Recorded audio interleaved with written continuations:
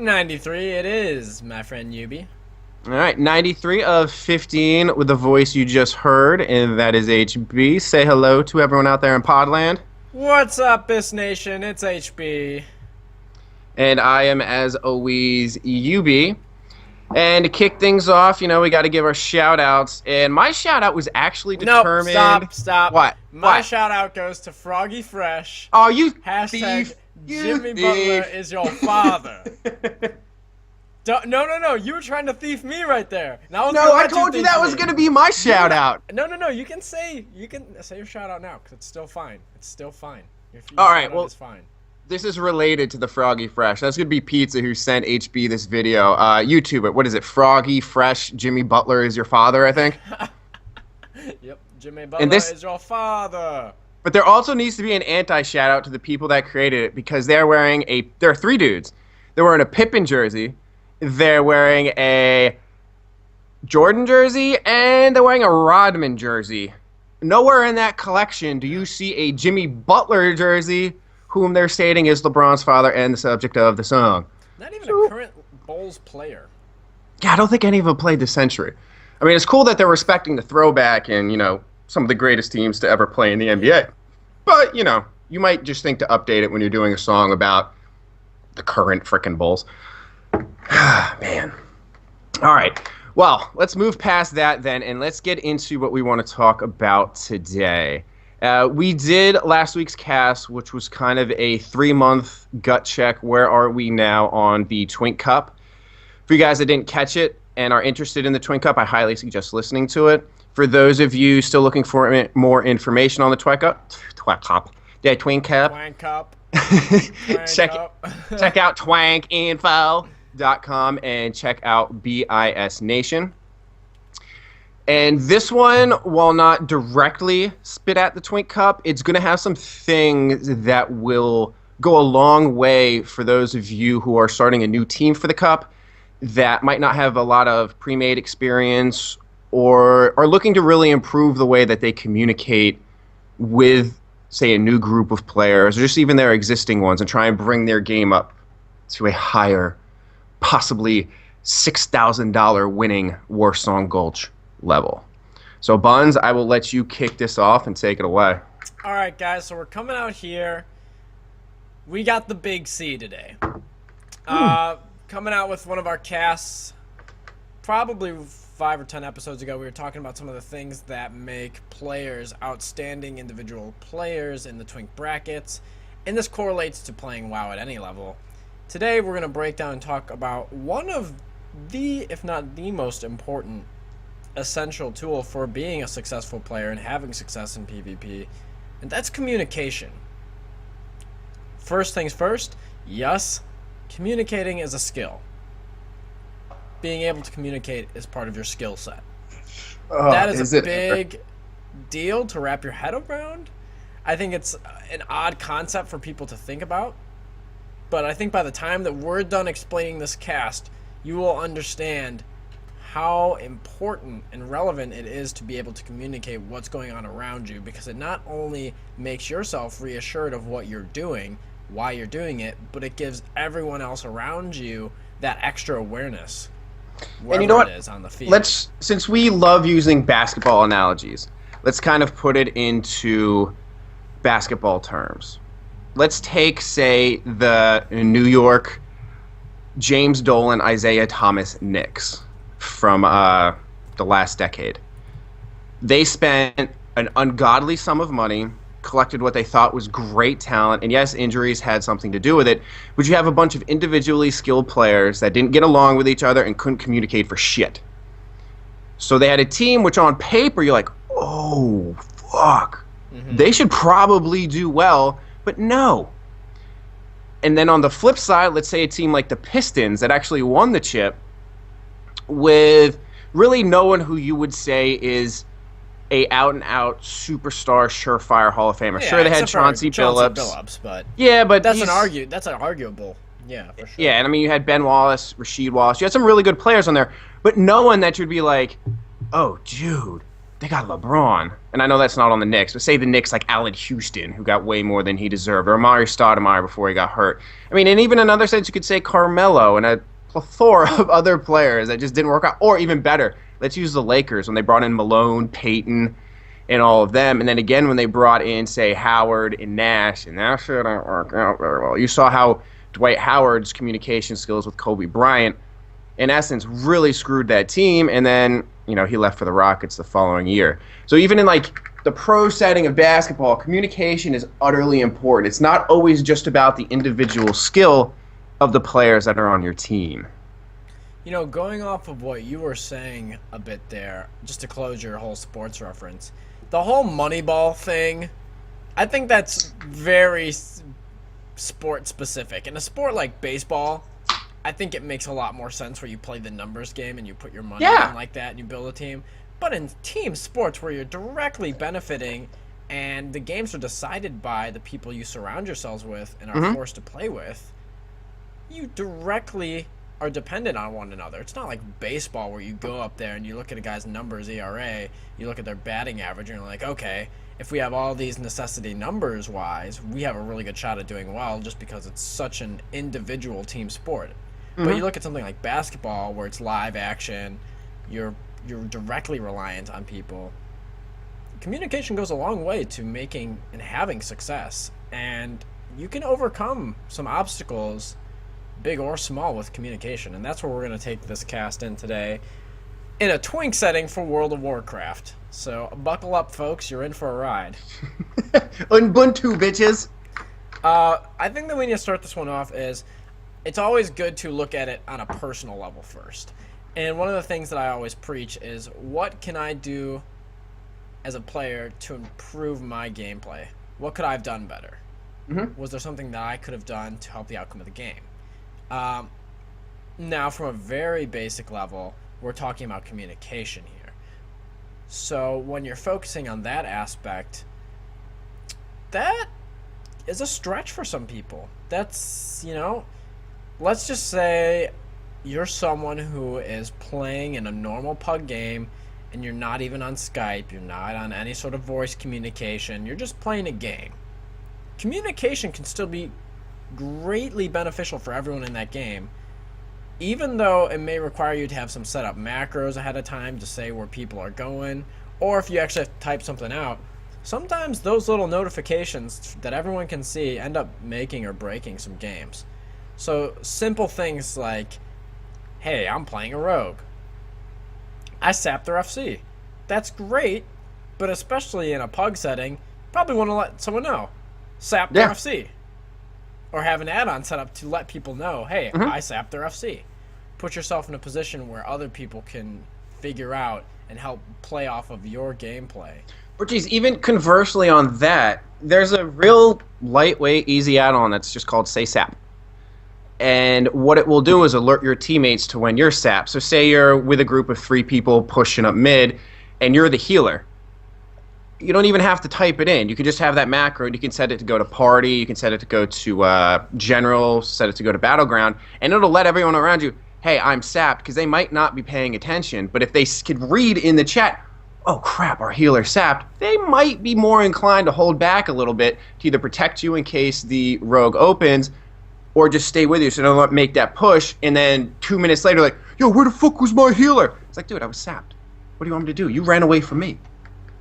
Right, and as we're talking about this right now at a very basic level, ideally you want to be in a position where you're on voice communication with people, because for obvious reasons you have faster results, more efficient, instantaneous communication, rather than where you have to be in a situation where you're typing, you're hitting macros, because that's just distracting you from the game that you're still trying to PvP and take involved in, especially if you have to type something out in the middle of it. Obviously, people understand that takes some time to sit there and type something out if you're in a BG, but a lot of the time it could be worth the extra few seconds because you have that extra player or two that are there to help you or support you based off of your communication.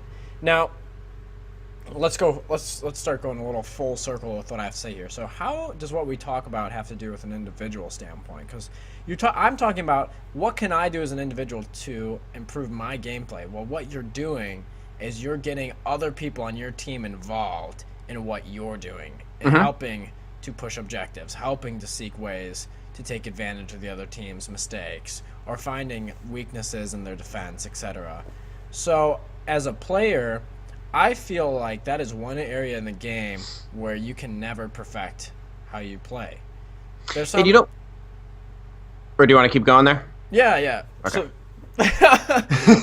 okay, but that's just one of the areas where I think it's really great, where people are like, yeah, I am the master at X. You know, the ceiling. I've punched through the ceiling, bro. There's nowhere else to explore. But that's an area where it's like, maybe you did everything mechanically you possibly could have done. Mm-hmm. You sap an FC 3 times in the flag room, you ambush him, and he goes out ramp.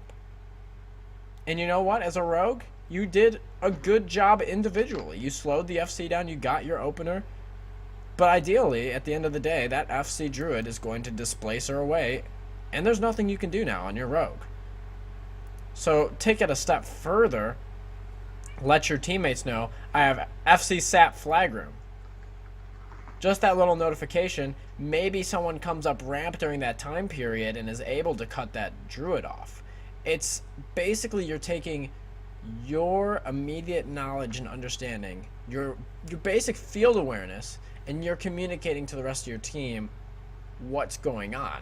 And that's such an important trait to always perfect and always look for a way to get an edge, because games, everyone's human. We're talking about a game where you're looking at things where classes have X role, X abilities, fill a role. I always talk about that. You preach that classes fill a role, but you know what? Mm-hmm. There's things that go on in the game where people are human beings, and maybe they do something off the pattern.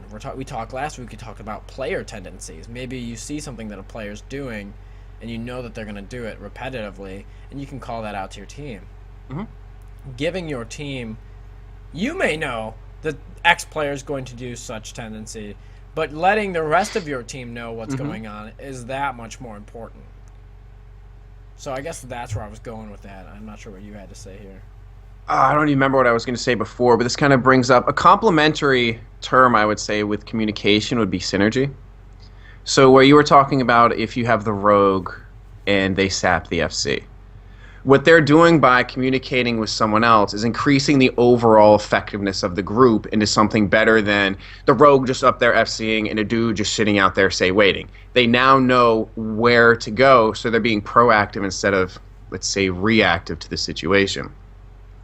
And if the rogue doesn't communicate that, you can have people say, maybe, like say the FC switched up their tendency. Like, oh, I know he always goes ramp. So a couple dudes are going ramp, but the FC saw the rogue, decided to alter their course, and they're heading tunnel. Well, that guy's sapped in tunnel, and you have two people that could have been moments away from opening up on the FC, now nowhere near being able to assist in the destruction of the FC. So by the use of communication, you can add that synergistic approach to the game, and this is a team game, despite what a lot of you think and how your individual badassery just carries everyone to victory. When you get in a competitive atmosphere where you have a group of organized people, one of the determining factors is going to be how efficiently they communicate and synergize. Absolutely. As a unit. And as a player of where I am now, from my Warcraft experience, I hate playing with players that think that they can do everything by themselves and they're going to be miracle makers, because guess what? That's just not how the game works right now. There may have been a point in time where your FC Druid could be jumping around the map, and yeah, maybe there was a point in time where you could be that solo hero Warsong Gulch player. That physically does not work right now in the meta, and it hasn't really worked that way for a long time now. But to this day, you still see so many players that just go on their own little solo missions and feel like that they have everything under control, and they don't bother to communicate with other people. And then after everything's done, it's like, well, I expected you to do such and such. Well, it's like, well, why didn't you tell me? What did you expect of me? Why couldn't we have coordinated that? And that's an issue, because that player individually and mechanically could be everything that they're doing. They understand that what abilities they have up, what abilities the opposing player has up, and may have the situation under control. But for someone that's trying to jump into the situation, they need kind of an update on what this person wants to do to collaborate and connect with said player, to synergize, like you were saying. Yeah. So let's take that a step further. You already mentioned the whole SAP thing, where it's like that would be a very key and vital piece of information to relay. What are some other, and let's not say just situationally based, but like just say ability based or general things that should be communicated to the other people in your group at all times? Okay, well, going off of what you're saying, let's take it a step farther. Let's say, given what you're saying, we were talking about a very basic pug setting, and let's say we were talking about battleground and just yelling things out and calling things out on the battleground chat. Let's take it a step farther. Let's saying that, you're a player. Me, personally now, I find myself in some sort of voice communication 90% of the time when I'm playing WoW now with other people. And that means I'm in a position to communicate live what's going on in my gameplay, like you're saying. So some of the things that I look to communicate is letting people know what abilities I have up, if it's a necessary thing to communicate. Or also, one of the things that I look for as well is knowing where everyone is on the map. I think that is so essential. And as an FC, someone that's job literally is to not die and avoid dying, it's essential that you need to know where everyone is on the map. Not only your team, but the opposing team. So things that I like to communicate is what abilities do I have? What abilities do players around me have to offer to me? Because I can also take that into account on how we're going to plan our assault or our escape. I also like to know when people are using those abilities. So, for instance, if I have a rogue with me, it's like, I'm going to go up and sap this guy that's going to come up and attack you. I'll be like, that's great. That gives me some time to get out of bear and start running and start moving because that guy's sapped. Or even taking that in a different angle. Let's say I'm with a healer, I'm with a Mistweaver, and he's like, I have lust for you in 5 seconds. Be like, that's great. I'm going to displace her now, and you can lust me after. Just those little communicative things that take you another step further in maximizing your time and efficiency wherever you are in the field. And it is kind of a generic thing, because it could be wherever you are. It doesn't necessarily mean you're on O, you're on D, you're in mid. Could even not even be in Warsong, for all sake, even though I'm thinking Warsong here. You could go be in Arena. You could be wherever you are. Understanding and communicating with people your situation, what abilities you have up, and what you have to offer to other people is necessary. But here's the asterisk. But there's also a thing called over-communicating. Well, before we go to the over-communicating part, which I was was going to ask you once we go through a few of the positives, like what would be some of the things you should not, or I shouldn't say the positive, but what you want communicated. There's also a list of things, don't get crazy with it. We'll hit it later. But there is something I want to say. It's like if you're speaking with someone out in the quote-unquote real world, there is an additional component to audio communication. So you have, say, the verbal and non-verbal components of communication. And this will tie in nicely into the things you should communicate, I think, Buns, because for a lot of the information that you should know, your teammates should know, are there not add-ons that can take away a lot of the verbal communication? So you can look and see, does that rogue have kick up? What's the cooldown on that? Does that chamois have shear? What's the cooldown on that? Has the trinket been used? How long till they can use it again? And so where you're saying like, oh, I need to know like everything that's going on, are there not some things where you don't have to ask, but you can just look at your screen and see, oh shit, I should probably worry about fake casting now, or I will spam the shit out of my heals. Yeah, and going off of that, even if you don't have an add-on, there's some things like you can track with game sound. There's other things that you can track literally by just having them communicate another player. Let's say another player gets kicked. Well, it's good to know that that person gets kicked, because think about it. If you're playing a team with one rogue and 3 healers are sitting there fake casting when one of the healers has already been kicked, That's great information to know, because those 2 healers that have not been kicked now no longer need to fake cast. Mm-hmm. Little things like that. Also, something like, I think druids especially, knowing if their displacer's up is a huge deal. That's your big out on a druid. Helps you shapeshift, helps you get out of form, and it gives you a blink. Other things, even if a mage has used blink, you can turn on a mage really hard because they don't have that instant out. There's a lot of abilities out there. And especially at 19, we always break it down. It's like, well, 19s is a one button bracket. You don't have anything to do at 19s. But then again, it's like, look here. You have to understand that there are always going to be players that are better. And there's always going to be tiers of players.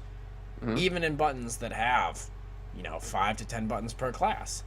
It's like anything. Look at League of Legends. You look at people that have like 5 to 10 buttons on their thing of what they're doing in League of Legends, and you can dramatically tell someone who is a top tier League of Legends player and someone that has picked up the game for the first day. I can tell you that I struggle clicking in the right places on the map. So there's some definite mechanical stuff that you can take advantage of, and just having that general awareness and understanding of what classes have to offer is going to make you a better player. But and also speaking about awareness, we've talked about it a lot in the past about it being an individual skill. But could it not also be kind of a greater encompassing where when you're in that pre-made setting, you were saying if you're at FC, you need to know where everyone is. Your ability to be aware of what's going on in the field is highly reliant upon what information is coming into you that otherwise wouldn't be apparent via your teammates. Absolutely. And effective communication is the only way for that to happen. Like, if you have 5 people saying, dude's coming up ramp, no, dude coming up tunnel, yo, bro, there's a few people out mid, and you're like, dude, I just need to know who's coming and where, and you have 6 people yelling it, it could be the greatest information ever, but it's being drowned out because the method of communication is a bunch of hyenas cackling. Yeah, right. And that's going into the whole point of knowing and understanding. I think at the end of the day, in most cases, it's good to say too much. But as we're going to hit right now, there's definitely cases where it's time to shut up. And it's just better to not say something. Like, for instance, like you're talking about right there. If you're saying something that's already been said and recognized by your team, there's no reason to say it again. It's different if someone says something and it's not recognized by your team. Then it's important to say something because there's just been a mental blank or something else was of importance at that time. But, the difference between... Here, I'll give you situations. Like, hey, guys, I'm coming out with the flag. Can I go ramp or GY? There's a hunter coming up ramp. I'll be like, okay, good, I'm going to go GY.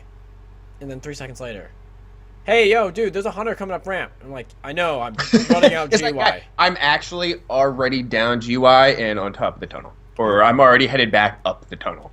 Right, and that's kind of a cheesy situation. But, it is over communication. It just floods chat, especially when the more people that you have involved in communication, you really need to monitor and understand the role that you play in that circle of communication.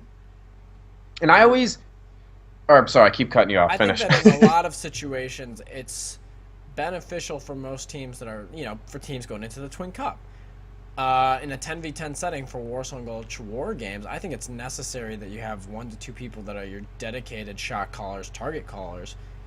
But, I'm not going to discourage my teammates from communicating something important if there's something going on. So, while it's important that I think you have your dedicated people, it's also that it's still very necessary to encourage people to say something if they see it. Yeah, you don't want to just drown. You don't want to make people feel like they need to be mute. No, I go back to what Rise told me about his first season pushing a decently high rating in RBGs. He's like, one of the most amazing things to him was the difficulty in mastering the skill of communication.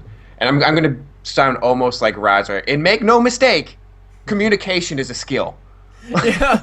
Because that's exactly how he'd say it, right? Yeah. And It really, really is. And it's not just knowing what to say and when to say it, but how to say it. Right. Because as you touch, there are people playing. And it sounds so corny and like Care Berry, like, there's people behind those keyboards. Yes. And guess what?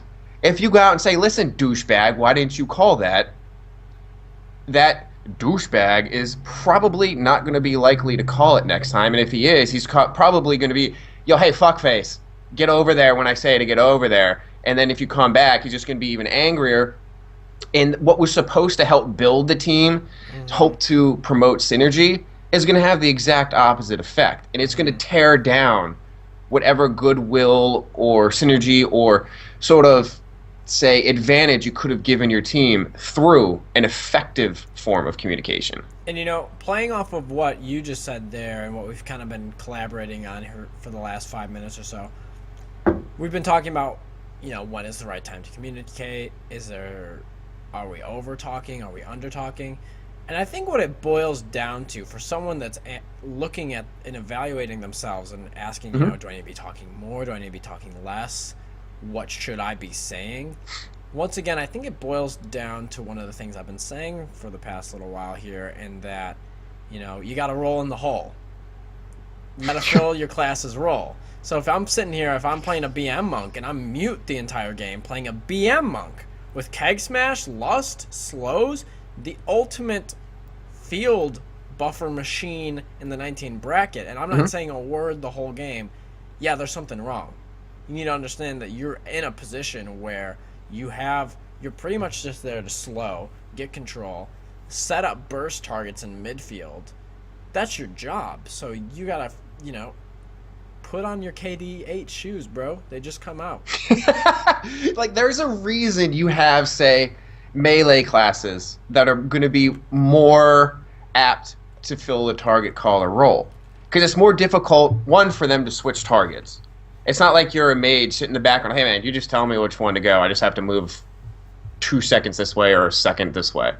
Like, you have to have, say, like, or like endgame, you have the DK, you get the grips in.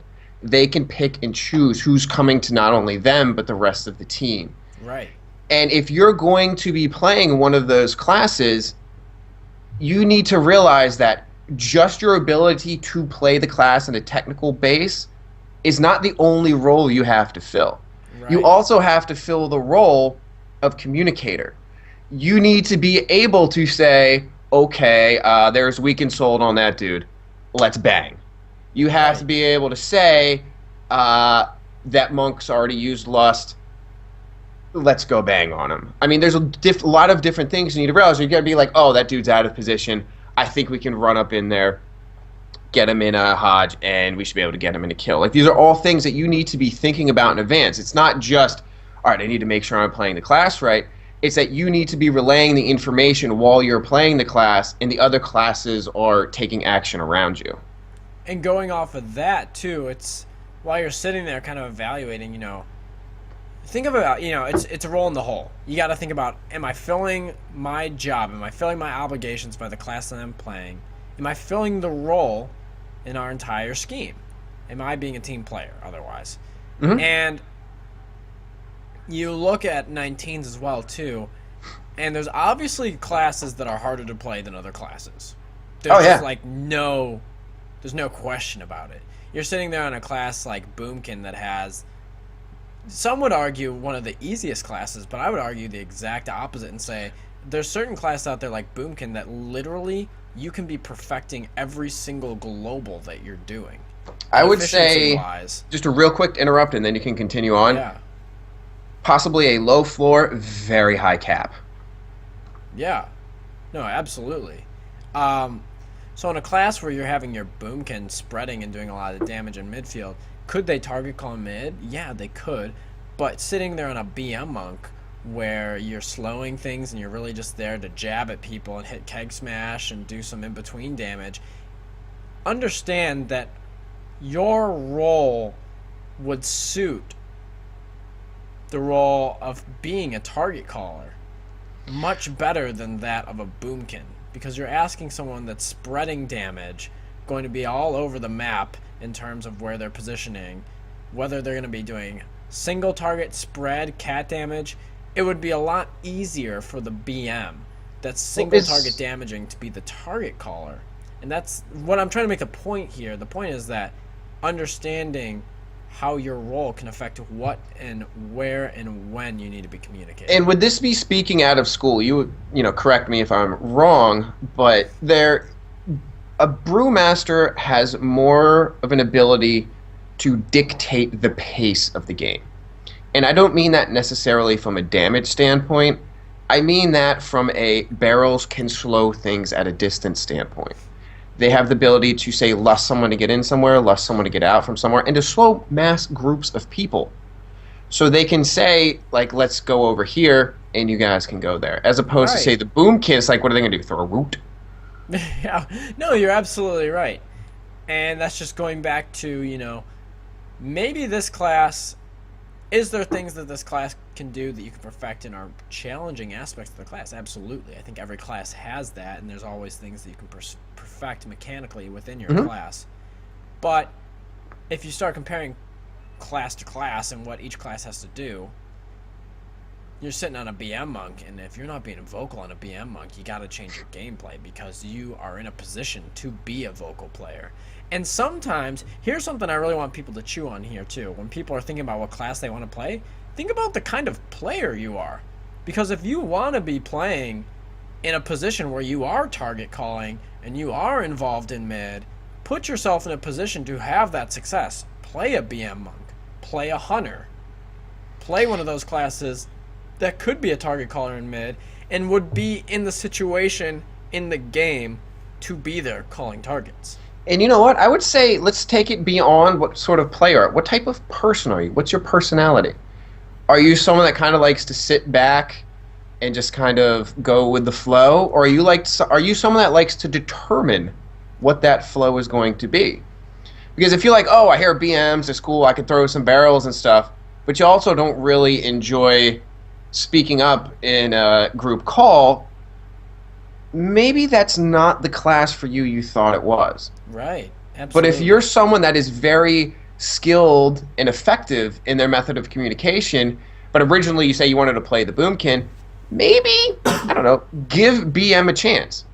Because you playing that, maybe you aren't technically as skilled as the other person that would play the boomkin, but your ability to relay information trumps whatever abilities, say, person Y has over you, because you can actually relay the information to everyone else, which in a strange way is more beneficial to the team overall.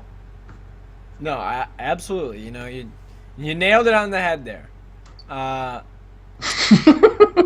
You know, maybe giving a reverse role here. We've been talking a lot about roles where we're talking about BM a lot, and we're talking about being a target caller and being a vocal player. But let's say you are a person that you find yourself not being a vocal player.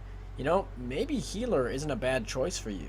Or maybe playing that kind of floating defensive player isn't a bad suit for you, where you only have to really call things out when it's necessary and important.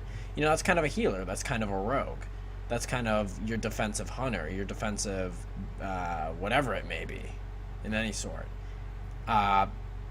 Maybe, you know, even another weird perspective, maybe a warrior in a weird way, where you're sitting there on a class where you're literally there to spread damage, or a boomkin. You're literally there to spread damage, and although there's going to be points and times where you're going to have to be more vocal than a healer, maybe you find yourself in an in-between point and be like, you know what, I enjoy being around here, and I feel like my skill set, I have appropriate things to say, and I can help make our team's awareness better, but I'm not going to be someone that's going to be talking the whole game.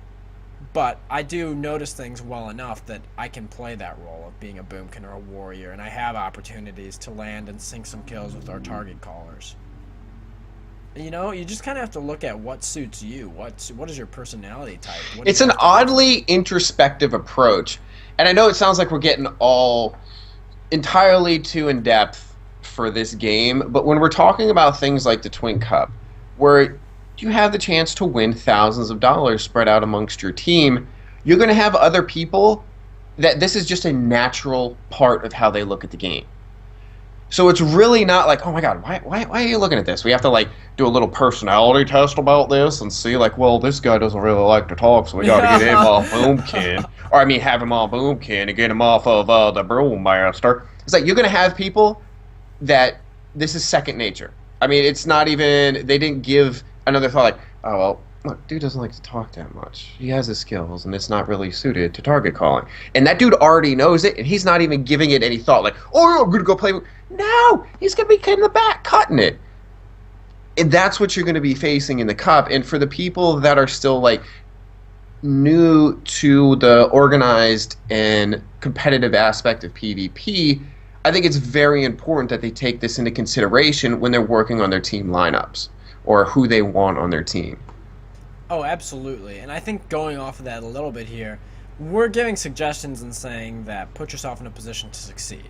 Dress for success, maybe? Dress for success. Figure out how you can put yourself in a position to do well. Mm-hmm. And we're giving people suggestions in the format of, certain classes play certain roles. And by putting yourself in a role, not only do you take over what that class's job is, but you also take over how you communicate in your skill set of being able to communicate the right and correct information that you fill on your role. So like if you're playing a defensive hunter, if you're playing a defensive rogue, and you catch the FC out, where's the FC? Did you get him out? Where's he going? Can you kill him? Do you need help? Is he coming out somewhere? These essential details that need to be instantaneous questions and responses. And like you said, for a lot of people, it's an instant trigger. Don't have to think about it. They've gone through this process. But the thing is that everyone has to go through this process at some point.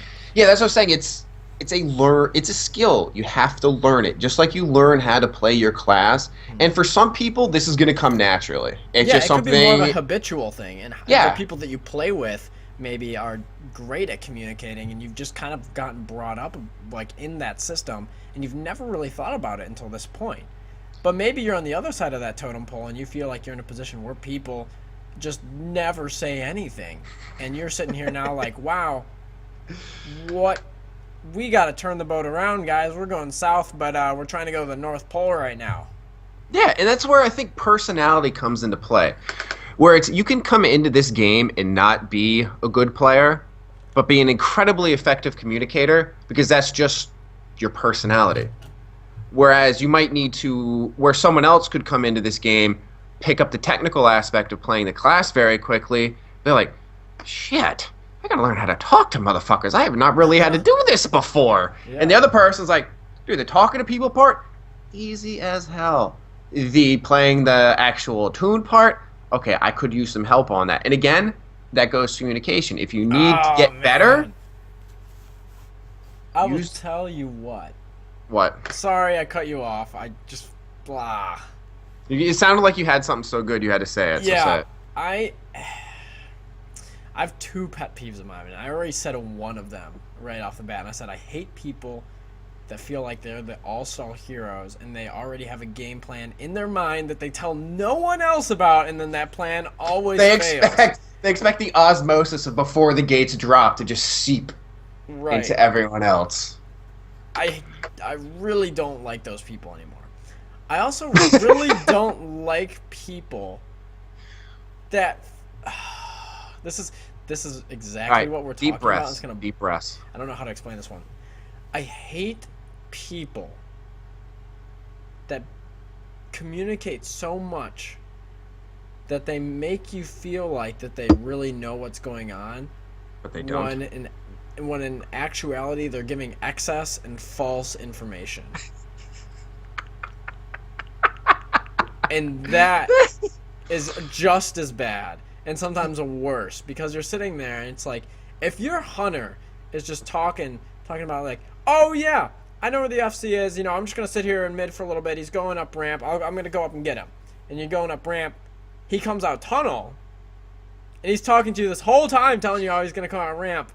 That's annoying. That's really annoying. You know what? Or also sitting there on a Mistweaver and being like, come on, yo, come on out tunnel, displace her out, get to me and I'll give you a lust. And being like, oh yeah, I use lust to get to you, so I don't have this lust for you to get away. Well, I think in a weird way that also points back to what can you have to communicate non-verbally. So let's bring this to you have in this is pug specific, I would say. This isn't pre-made specific.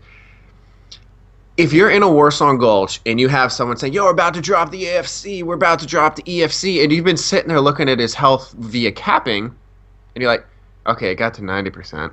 There's 2 stacks. There's a mage on offense. How are you going to kill him?" Right. And it's kind of where you need to bring that verbal and non-verbal in. And actually, Buns, I think this would be a good time. Do you have any add-on suggestions for people to kind of relay that non-verbal information to them so they can kind of take that in, as it's occurring? Sure. I think that necessity add-ons are battleground targets. You have to have battleground targets. There's a lot of different Explain features. real quickly what they are, because not everyone's going to know what these Battleground to each other. targets is basically an add-on that gives you a really easy formatted display of the other team's composition, their team comp. You can have it specify if you want healers to spec. You can also specify into things like showing their health percentages, showing whether or not they're in stealth or not, showing how many people are targeting them, etc. All these other functions, especially on top of this too. Now you can see if they have trinkets up or not. So with a lot of those details out in the open, you're putting yourself in a much, not that you can't do it with the normal UI, but for obvious reasons, the ability to literally just click on the name of the person in a little box is a lot easier than physically finding that person on the map and clicking on them. It's ease of information and speed of access. And when you're in a PvP setting, I mean, everyone knows this, even if they're not, the vets. Every second freaking counts. And that just speeds it up for you. Another add-on that I think is pretty solid for... I used to for someone that's like just playing, just getting accustomed to a bracket, or just getting involved, I would suggest having at least a little kickbot kind of add-on, something like interrupt bar, just to see like if the rogue that opens on you has a kick or a shear. Or what about like vile cooldowns? That's what I was about to ask. Where yeah, you can track the abilities right above their nameplates and what they've used to help get yourself familiarized. What do I play with at this point? I honestly play with very minimal, serious add-ons. I don't even use capping anymore. I don't use capping. I use battleground targets. Does battleground targets take the place of capping? Because like I was saying before, I mean, I guess if you're playing in a pre-made setting, capping isn't as vital. But in pugs, I mean, just being able to see that health bar of not only the EFC, but your FC, I have found to be invaluable on many occasions. I think that with the Blizzard UI, if you're paying attention, there's quite enough information to take the role of what capping has to offer with the little character corner nameplates that come up in your right-hand corner that show people with the flag. Battleground targets is a must in my opinion. So do you have any like other Losa may be appealing to certain players, where if they actually want to like hear it through audio that there's kicks and shears and CC going out, it's not necessarily a bad add-on to kind of get used to a bracket, but it does make it makes things a little cluttered if you're in a team speak on top of that. So I really just use battleground targets. I think it's a great add-on. I think that there's a lot you can track from it, and there's not too much else that you really need that you would, maybe a kickbot. That's all I can really think of here. All right, well, Buns, there is a certain basketball game coming up soon. So I would say, do you want to throw in last, say, 5 or 10 minutes worth of thoughts and then wrap this up so you can get to the Bulls Absolutely. hopefully winning this game? Oh, they will win this game. They must win this game. What have we hit here, UB? Give me something we haven't hit. I was trying to think. The one big thing I wanted to hit that we didn't really think of before was just sort of the add-on thing, the non-visual communication aspect. I think that maybe one thing that we can talk about here is that communication, effective communication, helps. It separates the men from the boys. Well, I was going to say helps make leaders. Yeah. And that if you're a leader and you're planning on being a leader of a team or a leader of your group or whatever, your friend group or whatever, being able to communicate and understand what's going on around you is so important, because not only do you need to know what you're doing, what your players are doing, but you also need to give your team foresight and let your team know what other people are doing, predict what other people may be doing, give yourself that edge where you're looking to counteract moves that haven't even been made. It's a little chess game, if you will. I would say that it's very difficult for someone that is a brand new player to just come in and start tackling a lot of the things that we've been talking about today, because you're asking someone to be familiarized with the bracket, be familiarized with the meta, understand how their class works, understand how their class works in conjunction with other people's classes, understand positioning, understand field, so you add on. But you know what, Buns? The experience of someone else communicated to that new person will supercharge their way into getting into a position to help lead their team to victory. And it still always falls back to communication. If you don't know, ask. Mm-hmm. If you know, be willing to provide the information. And how you provide and how you ask for said information is going to make a very large difference. I think that, finally, for me, one of the difficult things that I went through in my Twink experience was the transition from understanding how important communication was. But I didn't really for me, this whole process kind of happened, and then I looked back at it and I was like, wow. But it wasn't one of those things where, like, in the moment I knew I was consciously like, I am communicating more, this is why I'm having more success. It wasn't one of those things. It was a process. Yeah. So you sit there, and I would, at the end of the day, one of the things I say is I would rather have someone that I synergize well with, which really ends up being communicating well with. Mm-hmm. I would rather have someone that communicates well on my team than someone that's a mechanically better player. I think that is so important. Not everyone's going to agree with that. I am simpatico with you 100%. It's like, you're going to be playing with this person. Do you want to enjoy your time and win? Or do you want to win and be like, fuck, I can't believe I just had to listen to that dude or dudette for the past 15 minutes. Oh, God, I hate that person. Yeah. And it really does. It plays off of everything. It's like, you want to surround yourself with people that are going to make you better. But do you want a Stephon Marbury, a Rajon Rondo, or do you want a Steve Nash or Tony Parker? How about that? Did you just compare Rajon Rondo to Steve Nash?